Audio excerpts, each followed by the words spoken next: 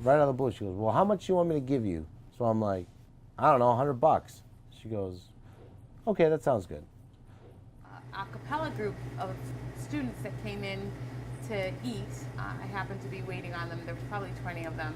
And by the end of the evening, they found out that it was my birthday and stood up and sang in the middle of the restaurant. We're out of Mercedes. Can I get you a Porsche instead? And he thought it was hilarious. So I didn't think it was that funny, but he laughed a lot. So that was a good customer interaction. If you make the customer laugh, then you're all set. I've been working in the industry a little bit more than a year now. I started last October. 33 years. I started at 14. 8 months now, but as a server for about 6. For a little over 30 years. A little over a month now. About 20 years now. Everything else in my job is easy, like putting in orders, taking orders, giving people their food. That's all like a 30-second interaction at most. But pouring drinks, that's what really sucks, especially when you have a table of 20, 30 people. I thought that there was just this magical machine that would produce drinks for people, but no, that's not true. And yeah, that's something I learned very quickly once I became a waiter.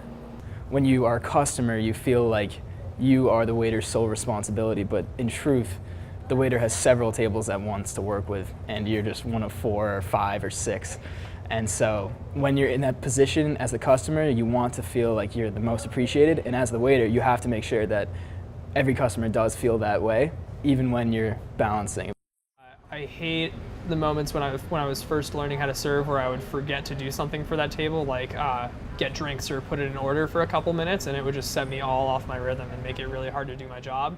Multitasking is very important. Didn't realize there was so much detail.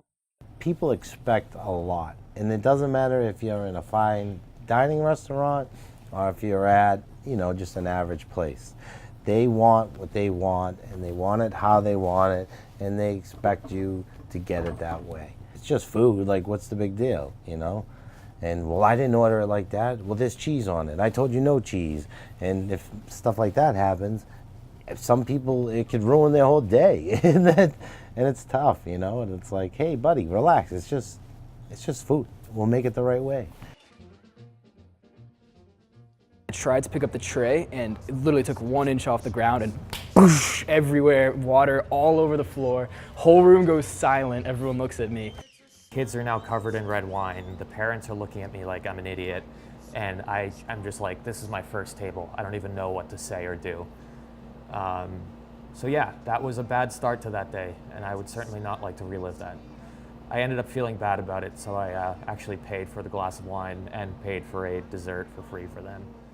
So We saw this woman show up with 3 little kids to stand by the host stand, waiting for a table.